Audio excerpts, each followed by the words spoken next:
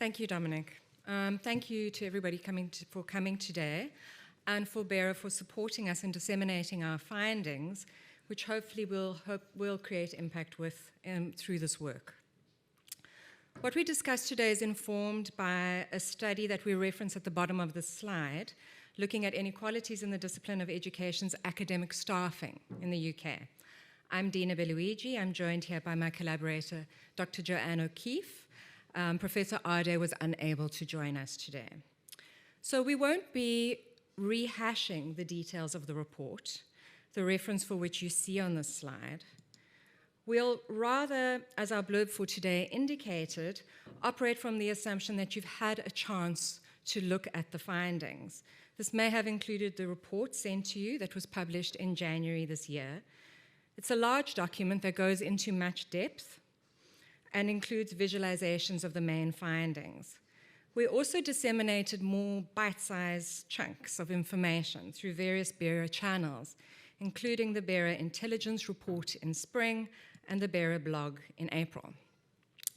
Those of you who attended BERA's conference in June last year in Liverpool would also have had an opportunity to hear Joanne and I speak as part of the panel on this subject, or listen to the recording that was disseminated later.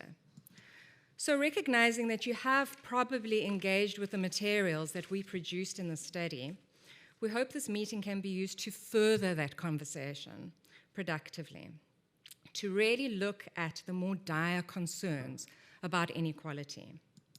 So the presentation's been arranged in two parts. Firstly, there'll be a discussion of exclusion, marginalization, and disadvantage in the discipline of education, and recommendations for further research, informed by the prioritization of addressing those inequalities that we observed in the studies, by the limitations of the study, and by that which is under-researched within education in UK higher education.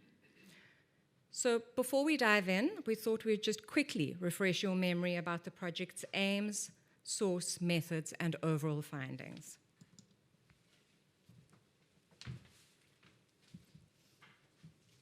Thank you, Dina.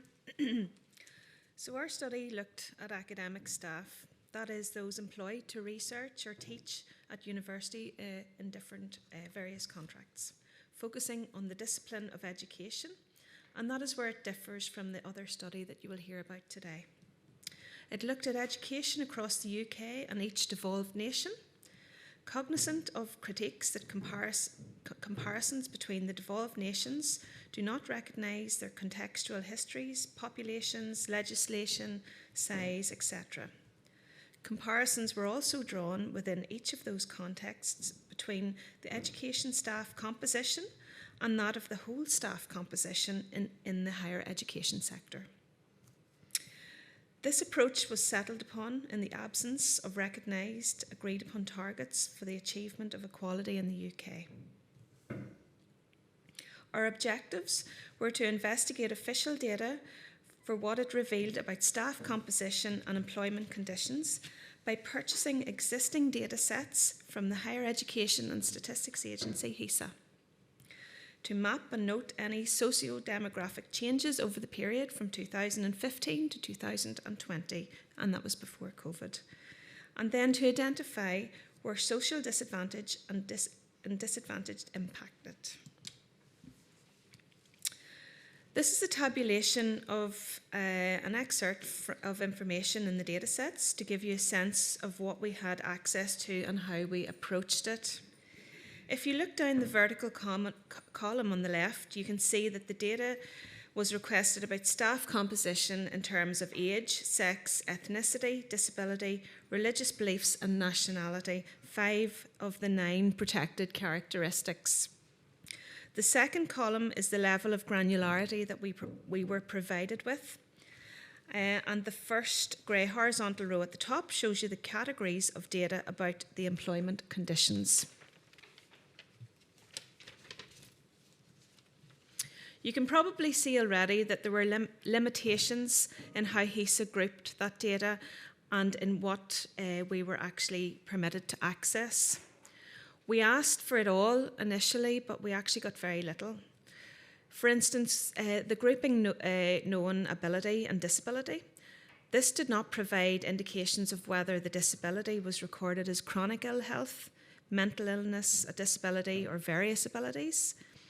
And initially, we were not permitted to access religious belief, the reason given that it was too sensitive. Eventually, after much back and forth, we were given access to combined groupings of Christian and non-Christian, which disabled us from looking at things such as anti-Semitism, for instance. Some other limitations to be reminded of here. HESA data is dependent on the disclosure of self-reporting by individuals, and following that, the institutional reporting. We had some concerns that data was not being updated, because even with the introduction of changes to some categories, we were seeing little change across the 5-year period in some of the categories. There were gaps in the completeness of the data. The only place that we saw no gaps in the reporting was in the reporting of sex, and that's because it's legislated. Another major limitation was the reporting of nationality, a UK-wide problem, where only one passport is recorded, with UK or EU passports taking precedent over the others. There was then the limitation of the socio-demographic categories used in the UK, which have all been well critiqued, particularly the crudeness of Black, Asian, minority and ethnic categories, including the more granular that we looked at. But regardless of the critiques, these persist as categories for recording. It's important to note that HESA also imposed restrictions to reporting. You will have noticed in the report that there are no end numbers, only rounded percentages, and most specific we go into is the geographically per nation, and that is to avoid the potential of individuals being identified in particular institutions.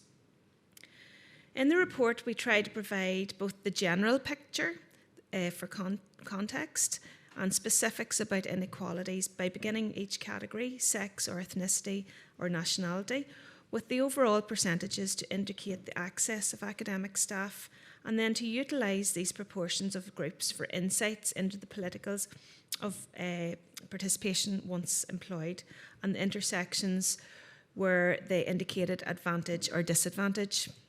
You can just imagine the hundreds and hundreds of tables that we had to produce to get that data. The overall findings about the state of the discipline of education were quite dire, actually, and it became clear that staff composition was homogenous and considerably more homogenous than general employment across UK universities. The overwhelming majority of education staff were UK nationals, they were white, and they were of Christian belief. And please remember that we asked for belief, not background.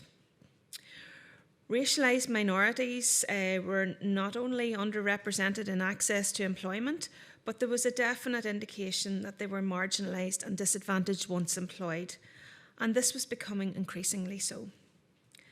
It was staffed by those from upper income countries, with academics from the majority world or global south excluded.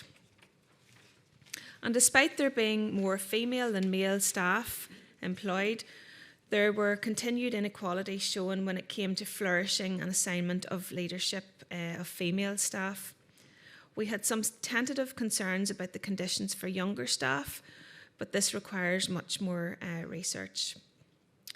And then also, because of the smaller rates of growth in the discipline overall and its professorial staff, concerns about the conditions to address these inequalities, because often constraints exacerbate these inequalities. Today we're focusing on this in particular. We're hoping that there will be much more time to go through this, to discuss it and deliberate it and share perhaps possible next steps. Much of what we were discussing in the first part is taken from the discussion of our report, but we've brought in some stats from the report just to refresh our memories. Okay. So when looking at how staff recorded as Black, Asian, minority, ethnic were marginalised, there are a few components to this. First is the issue of access to employment. Education had a higher proportion of staff recorded as white, than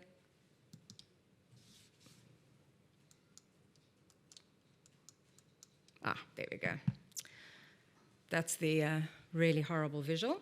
Education had a higher proportion of staff recorded as white than the proportions of the UK higher education sector, at a difference of 10%. Across the UK disciplines, 16.5% of academics were recorded as Black, Asian, minority, ethnic. In education, only 8% were recorded as Black, Asian, minority, ethnic. The bottom visual shows that there were differences in terms of access to employment in the devolved nations. The highest proportion of staff recorded as white was in Northern Ireland, 99%, followed by Wales, 96%, Scotland, 91.5%, and England, 91%. You can see here the comparison to the proportions across all their disciplines in those contexts. And education has less staff racialized as Black, Asian, minority, ethnic than across their disciplines. Where education showed far smaller growth in employment when looking at the differentiator data for Black, Asian, minority, ethnic was for those recorded as Black. In education, it was at a rate of 13.5% compared to the UK higher education sector, which had a rate of 53%. There was also a far smaller growth rate of those recorded as mixed.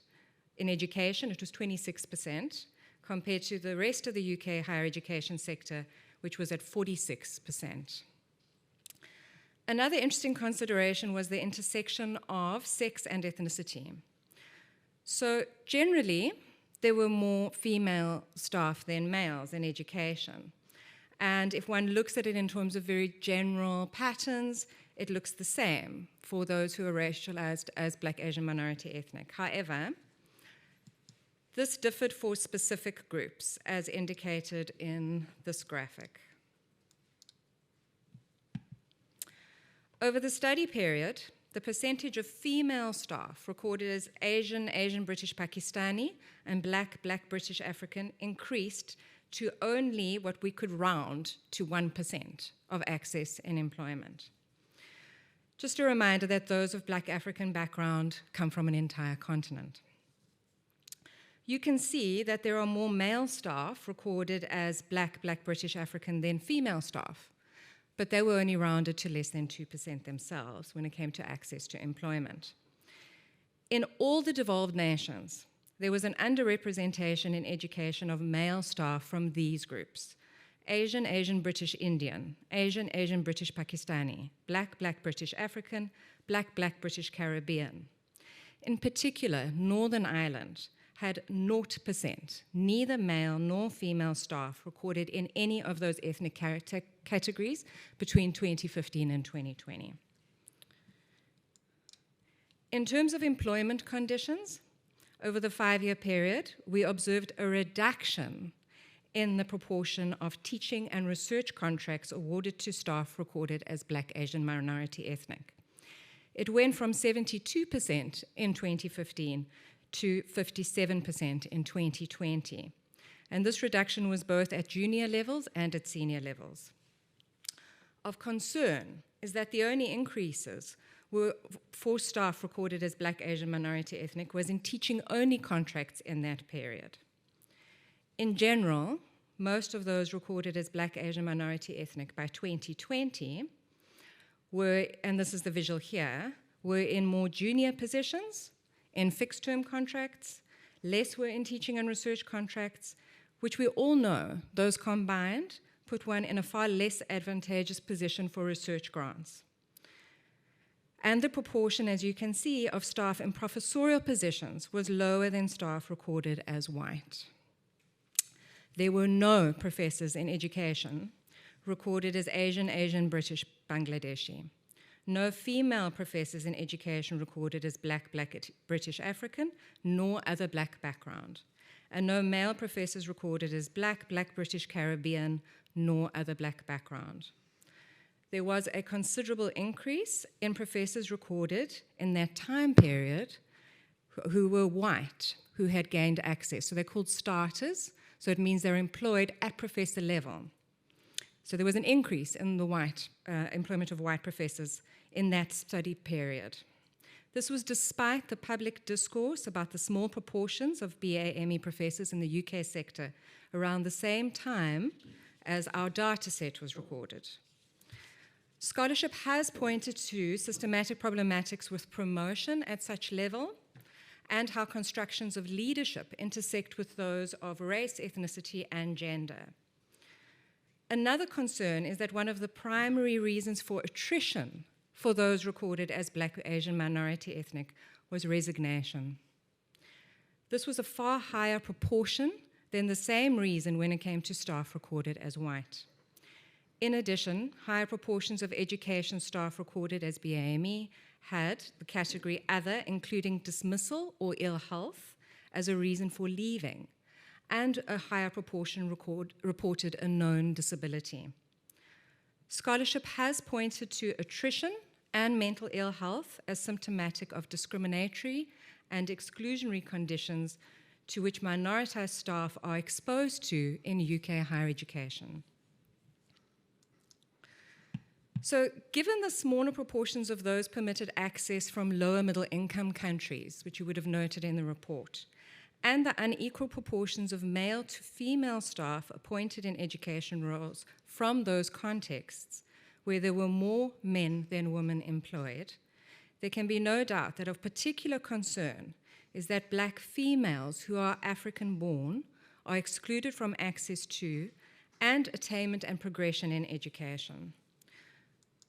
So let's move towards the other stock finding in more detail that relates to that being global inequality and the exclusion of those of the majority world or global south from employment in the discipline of education. Before we do that, let's look generally at nationality and its relation to employment within the discipline. The green in these bars visualize staff with UK nationality, dark blue from the European Union and orange from the rest of the world. Education, as you can see, employed a larger proportion from the UK. The differences of ethnicity and nationality for the whole of education in the UK show a stark image. Note that when it came to those neither from the UK nor EU, the middle donut, that is where a larger proportion of staff of Black, Asian, minority ethnic category come from. So one might look at that and assume that they were born in the global south, right? So we look to see. And you can see that is clearly not the case. We coded the nationalities by World Bank country and lending groups country classifications, which provided a framework for analyzing patterns of access from those of the global north or minority world and those of the global south or majority world. The vast majority of education staff were from high-income countries, 97% in 2020. And that is a higher proportion when compared to the UK sector, which has 90%. Most staff from high-income countries in education were from the UK, Ireland, Greece, Germany, Italy, Australia, Canada, the Netherlands, and Spain. Just to remind you, these were the stats to compare this visual from our discipline to what was observed across all UK disciplines.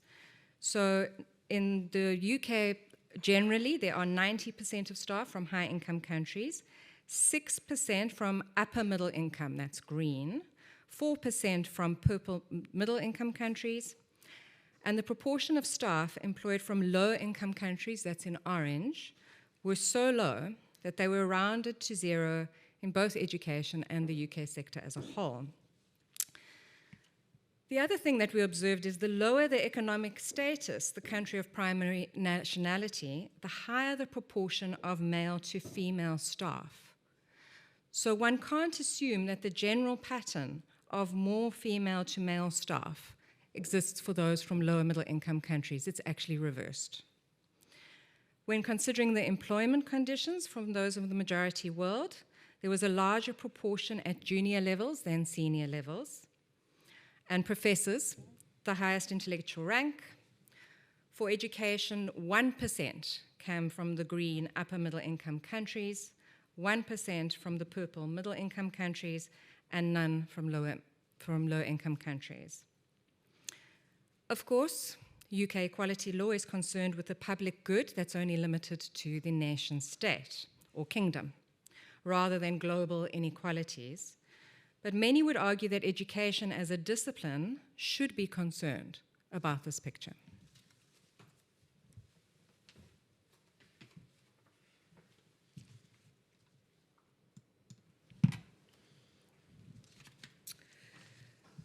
But even if we ask the question, looking at it in terms of a very nationalistic sense of equality, how then do the stats hold up about how the UK nationals are employed in terms of those BAME?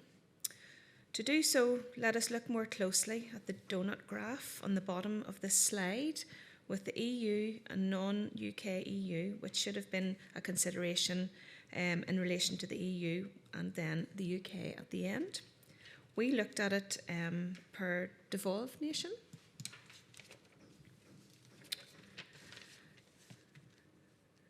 The donut graphs to take note of are the ones on the bottom row here. Let us compare those from left to right with staff who are UK nationals who are recorded as BAME in the orange colour. In England, 18% of the population are categorised as BAME. In Northern Ireland, 3.4%, 4.5% in Scotland, so that one was the closest, 5.2% of the Welsh population. So you can see that the way the stats are often represented to us via HESA obscures the patterns of inequality within the UK.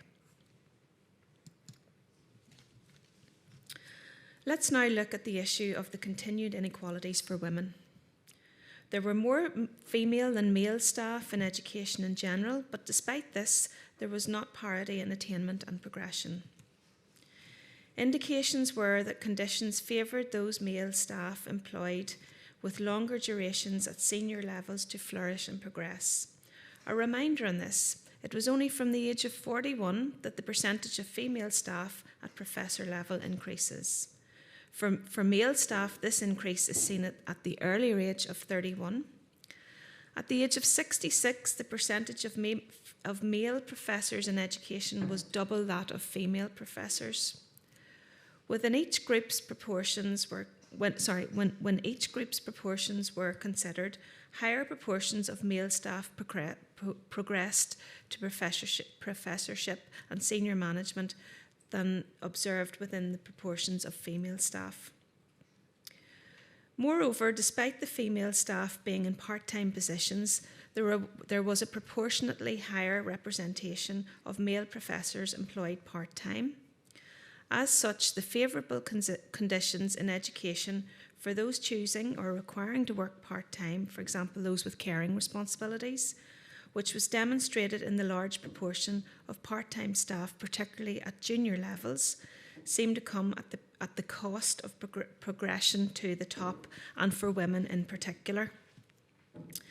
Thus, the pipelines of part-time staff in education needs further investigation, building on work such as that undertaken by Husband and Davies in 2000.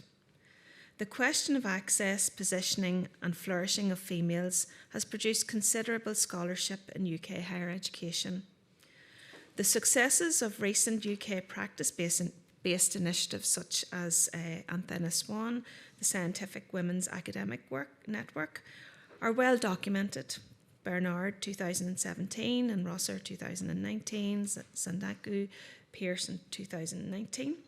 However, that particular intervention has not been of equal benefit to Black, Asian and minority ethnic women, nor white working class women. A reminder that general patterns we see on the screen here are not the same as those seen in women who are BAME, nor those of the majority world. Further research is needed into the continued patriarchal dynamics in education as a discipline and that is majority female, and the intersectional inequalities of sex with those of ethnicity, religious belief, age, disability and nationality. Okay, so one thing that we need to note before discussing suggestions for further research is that the way in which inequality is researched and reported in scholarship should be addressed. And the reason for that is that homogeneity was observed in education generally across the UK, but there were differences in education in each devolved nation and in comparison with their higher education sectors. Shattock and Horvath produced a study in 2020 where they explored the relationship between devolution and higher education and noted differences. They argue that while devolution has increased the diversity and regional relations of Scottish and Welsh higher education, it has not done so in Northern Ireland. And devolution has been the most negative for England, where removing the resistance of the other nations involved marketisation. So this study confirms the importance of paying attention to geographic contexts and to how they are represented within scholarship. While guarding against methodological nationalism, higher education scholars should accurately represent the context studied when they report on inequality, rather than speak of the general UK, even if that gets less hits on one's searches, right? They should also seek to address the lack of higher education research about education in understudied contexts and research, including Northern Ireland and Wales, which was noted in the first BERA scoping review of Boyles.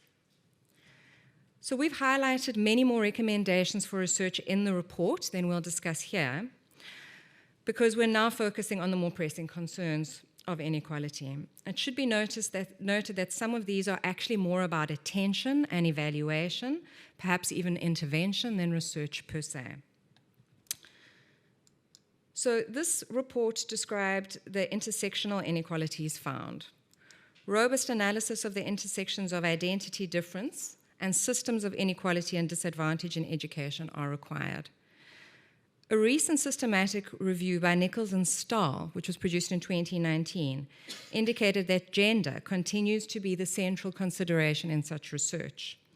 However, this study's findings joins the arguments of many others who say that when it comes to education, higher education, more centering of ethnicity and race and the majority world is required.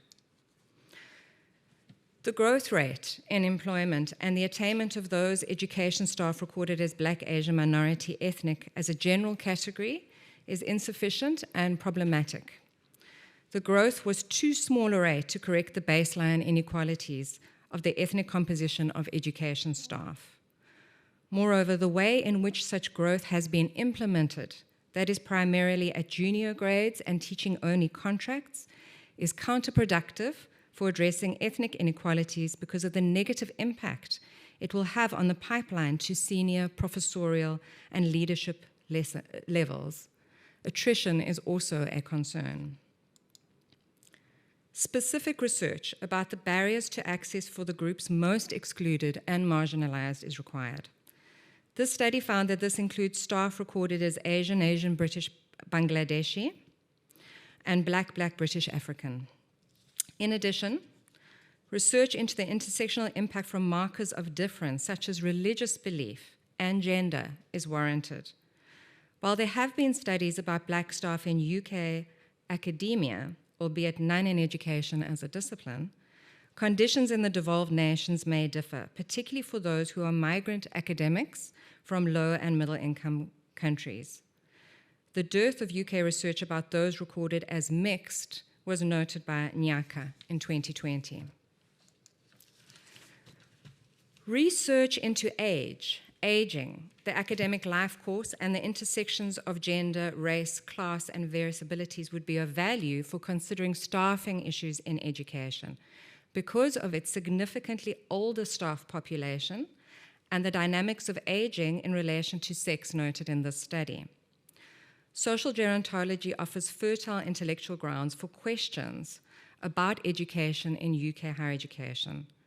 While many education researchers tend to look towards children and youth studies for research questions, the higher education sector is not immune to general demographic trends. Of particular interest is the issue of precarity and aging, where future generations of educators may not enjoy the relative comfort the relatively comfortable public sector or occupational pensions of the past.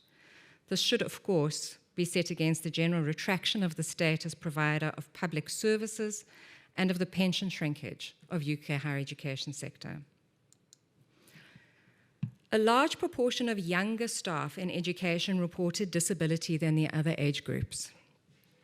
There are concerns about the rising levels of mental ill health in early career staff and within UK higher education in general, and about the need for more situated research into academics' coping strategies.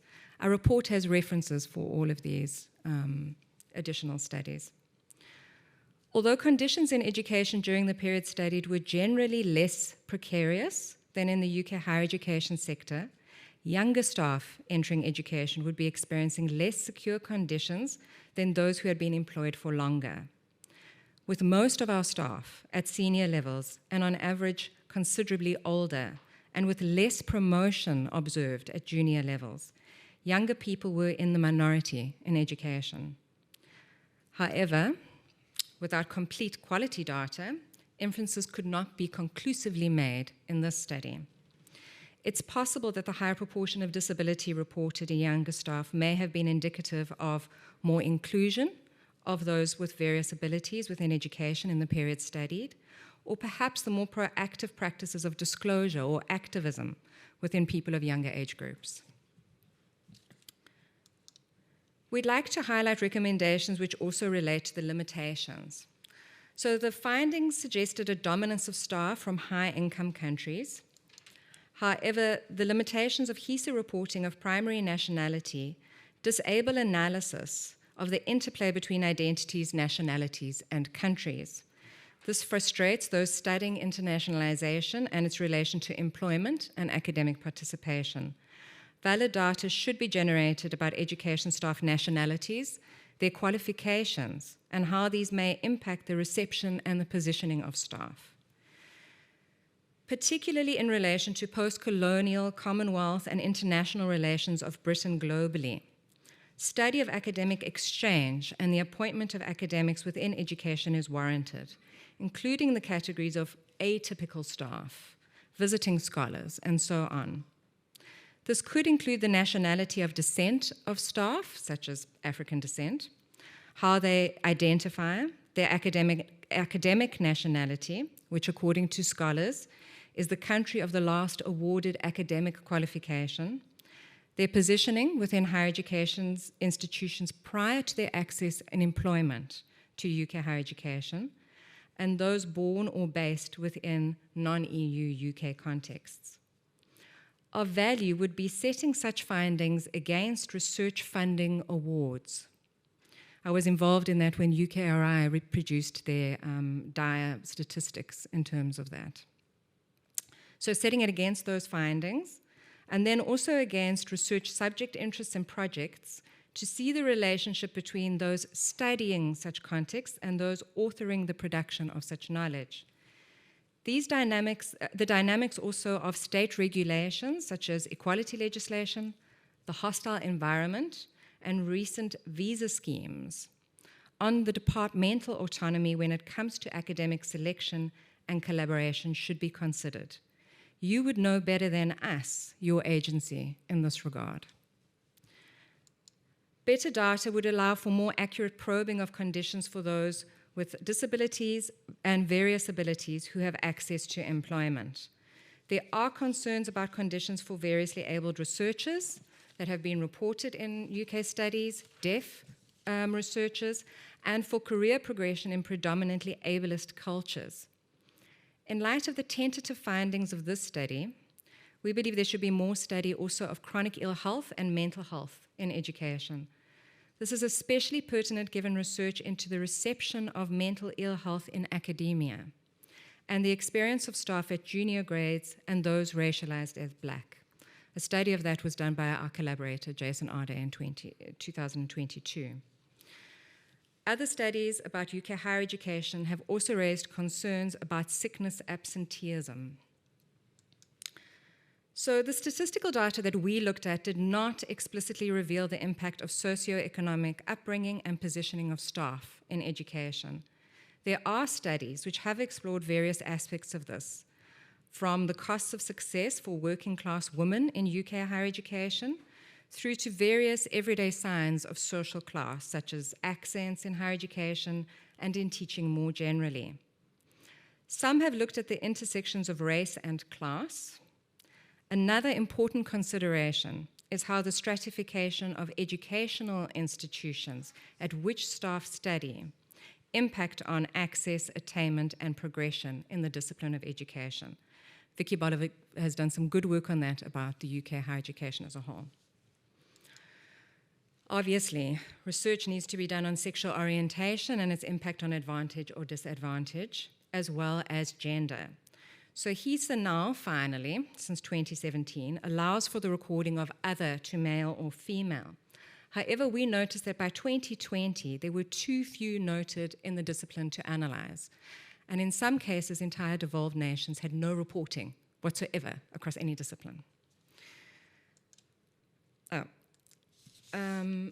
So obviously research, so we also think that more in-depth research of those in assigned leadership positions, so some of you in this room, in education from social groups who have experienced inequality in the UK would really add to existing scholarship. Interestingly, some of this has been done by educational researchers, but not about our discipline. So we'd just like to end by saying that as educationalists, it's also important to not lose sight of the wider implications, some of which will be touched upon in the next presentation. But they talk about education, research as a whole, not necessarily about the discipline specifically. So we want to end with this quote. In a disciplinary context of such social homogeneity, we believe further research is warranted to explore how social determinants affect the academic participation, freedom, flourishing, well-being, and leadership of those staff outside of dominant norms. We also think that attention should be paid to how such homogeneity relates to the subjects, methodologies, and knowledges that are researched and taught in the discipline of education as a whole. Thank you.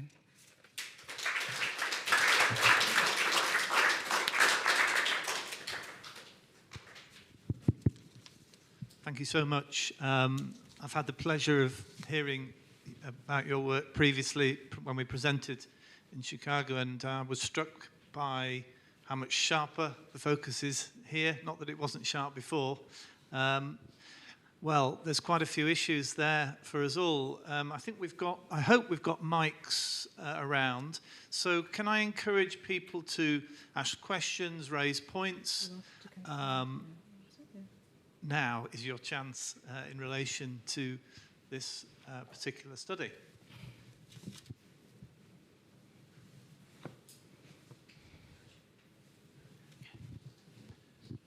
Hello, thank you very much. My name is Peter Flew. I'm Dean of the School of Education at Roehampton University, and I was very pleased to be invited here today. This has got me thinking as a leader in education and somebody who has to make the hard financial decisions. And I'm thinking about where education academics come from. Now, in my school, we probably have half of them come directly from schools as people who have moved on from being teachers in the maintained sector and come into higher education. And I'm thinking about what barriers there are to what the entry criteria to be an education academic. So if you are a black head teacher, how easy is it for you to do a master's to get that first hook into education? Because what I'm trying to concentrate on at the moment in my area is that there's a lot of people leaving teaching. The retention is awful, and we really need to keep those intelligent people who can support education for the rest of their careers, and not just focus on, I can't cope with being a teacher anymore. So I'm listening to this thinking, how can I support my local teachers and head teachers to come to university to do masters, perhaps with scholarships or bursaries, to try and increase that. That was my thought anyway. I think proactive measures like that would be a really good step. And possibly, because it's interesting, when we've presented this elsewhere, there's often been a response that, no, well, which I know is not what you're saying, but no, many of our staff come from teaching, and there aren't that many teachers from Black, Asian, minority ethnic groups, so therefore there's this pipeline issue. And so I guess one way to look and see if that is the case is to see how many of the staff have that background when they come in, and then to try to address those at that point.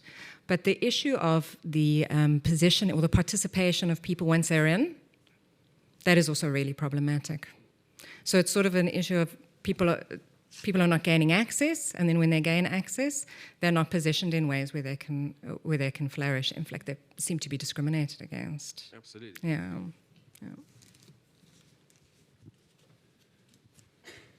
That makes me think also that, of course, while the pipeline you've just described of people coming from school teaching is one, the other massively important side of this is people who come through other routes of study, through masters, through doctorates as well. Do we have any further? Yeah, have you got? Thank you. My name's Vinnie Lander, and I wondered, in the report you actually cite some qualitative evidence from Black, Asian and minority ethnic education staff in terms of what they're undergoing. From the qualitative data, sorry, No, not your report, maybe it was the other one. I think it's probably the other study. Yeah. I beg your pardon. But from what you gained from the quantitative data, are there clear pointers as to how we can keep, and you mentioned attrition, how we can keep those academics from those groups within the discipline of education? Yeah, so I mean, there's a problem with the quantitative data, right? It shows you the outcomes, not what one can do. But the fact that resignation seemed to be a big thing, and then that other one, dismissal and ill health, suggests that the conditions of employment are problematic. And research, not in education, but the wider UK sector, will say that there needs to be an issue around research culture, institutional culture, to address that. I mean, so retention is something to look at. The other thing to, of course, look at is decisions made at selection committees, because I think people will also begin to resign when they realize there is no place for them or no future for them either. But the qualitative data is there, so that's where you get the beautiful, rich insights, which sadly we don't have. I also wanted to pick up on that issue of mental ill health as well, because if you link that to Black, Asian and minority ethnic staff within education, there's a recognised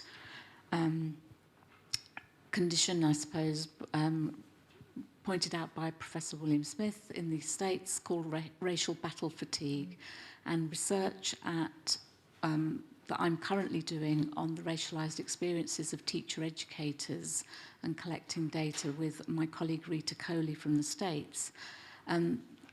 We haven't finished analysing the data, but what's emerging are themes of feeling very beleaguered, unrecognised. So many of the UK-based teacher educators that I've talked to are still on senior lecturer or lecturer level, and they've been in education for 10 to 20 years. So there is something there that's happening. There are barriers there that need to be removed. But also how racism that they've encountered from staff, from managers, from students is not addressed and almost swept under the carpet, and how that makes them feel unwanted and unrecognised, but also affects their mental health as well. Yeah. I mean, I think the insights such as from your study, and also Professor Ade, who's a collaborator with this one, would entirely agree. Mental health is a symptom of conditions that are very problematic. And one asks the question, who would want to remain, right? If that is what you're experiencing.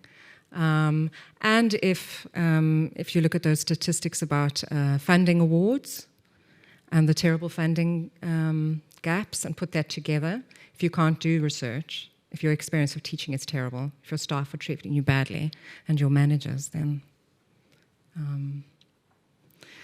yeah. Yes, the one there. David will bring the mic. Yeah. Hi, thanks. Paul Wakeling from the University of York.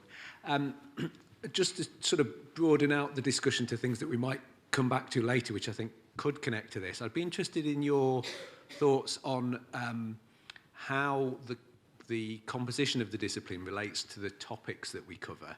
Because it's something that I think has increasingly struck me is how kind of, I think you said something about, I can't remember the phrase you used, methodological nationalism, I think you talked about. And my feeling is, as a discipline, we are quite, certainly English institutions are very, very focused on, when they say education, they mean education that happens in English state schools. And some work we're doing in relation to widening access to doctoral study has got us thinking about what the criteria that we use to select people. And I think that's part of why we've been thinking in my department about, well, what are we actually looking for subject-wise? And I guess if we keep looking for the same sets of criteria, we're probably going to end up with the same people. And thinking more broadly about, well, when we think about education, why are we just focused on our own country, and shouldn't we be learning from elsewhere? That has helped to broaden the field a little bit, and I think we've had some success in doing that, which is not to say that we should be thinking that only certain people of certain backgrounds research certain things, but on the other hand, research is research, isn't it? So people do tend to go with things that they have experience of. So I'm just wondering if you detected anything in the data to see those sorts of patterns. You probably don't have any information on like sub-discipline or anything like that. No, so it's HESA data, right? It's a reporting on staff. So it's very much HR. There've been, we've quoted, I think, 3 different reports done on other disciplines. Sociology has a beautiful one, mapping their subject areas and the big blinkers, right? Because I think what we're talking about larger, to use edu-speak, is the hidden curriculum. And this is the hidden curriculum of who we employ and allow to authorize knowledge. But then there's also what we study. And they looked at that. And that's why we have that in this last slide, is just to say, this is stuff about people and representation, which in some parts of the world is really important for democracy, as a sort of baseline of democracy. And so democratizing our universities is about who peoples it. But that doesn't necessarily mean that it's going to translate into the subjects, if that isn't considered as well. So I think some of the discourses around internationalization create a climate where looking at subject matter is promoted and rewarded. Even some places, decolonization. We certainly don't have that experience in Northern Ireland. It hasn't promoted much discussion. But those sort of create conditions for people to talk about subject matter. But this is a real sticking point. And what's interesting is this data is collected and has been collected for years and years. So it's really worrying that the staff composition is in this state when there's clear indications it's been in the state for a while.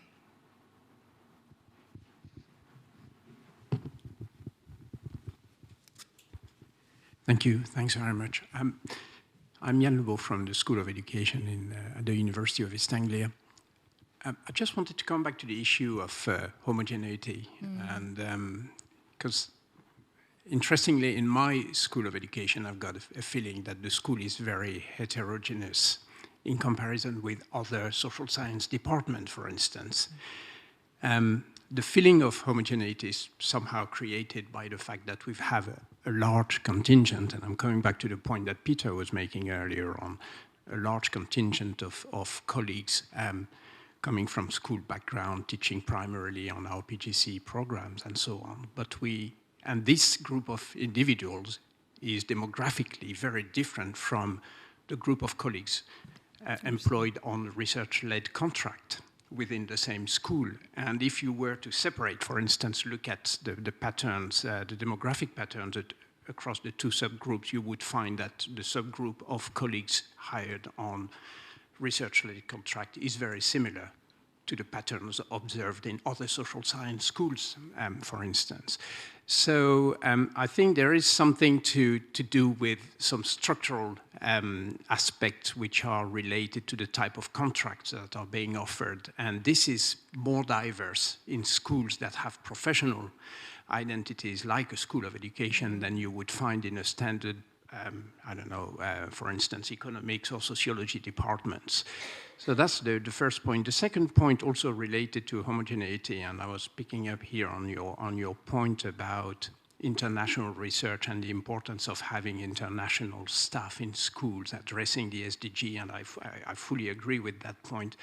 But again, I think this may be there's a sort of image of homogeneity created again by the structure of education department, because in many universities, research on education in the Global South is not necessarily conducted within education departments. So for instance, where you have departments of international development, global development, etc., you will find that very often the research on the Global South, on education in the Global South, is conducted from these departments. That would be certainly the case in our university.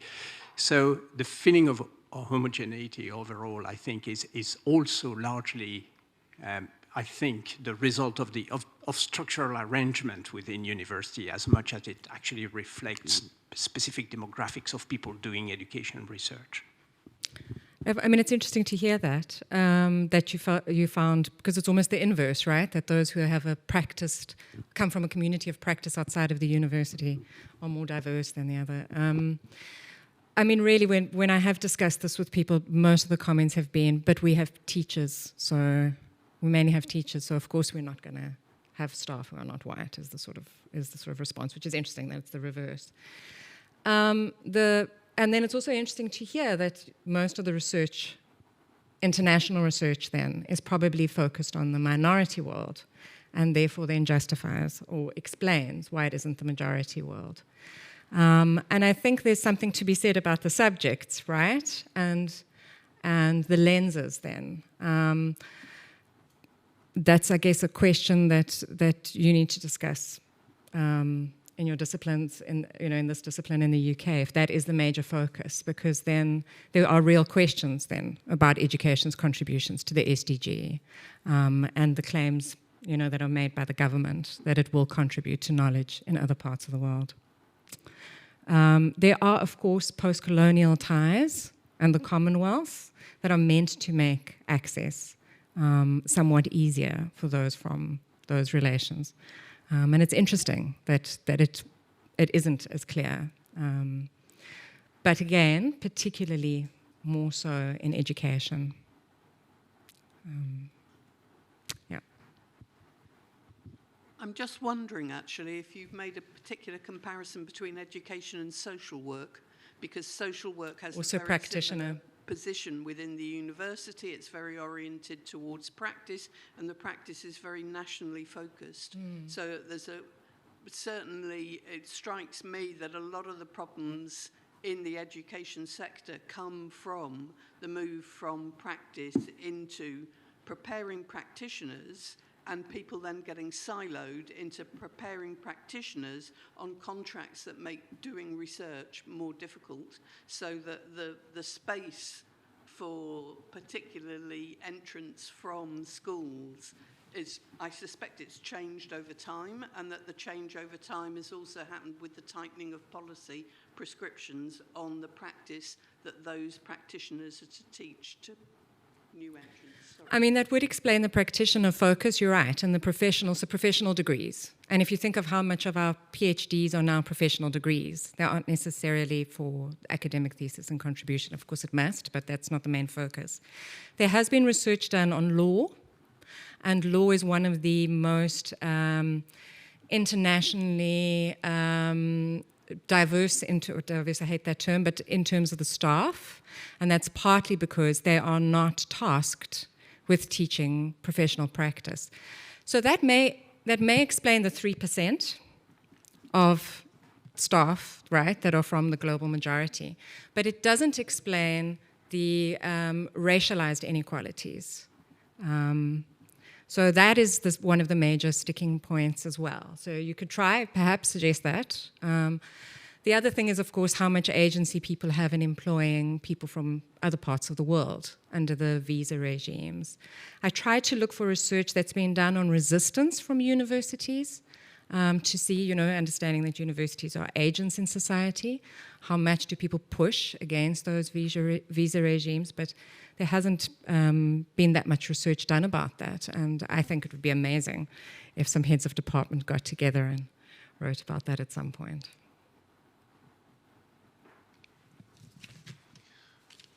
Well, thank you all very much for the questions, comments. Thank you so much for the work, very thought-provoking. So another round of applause, I think.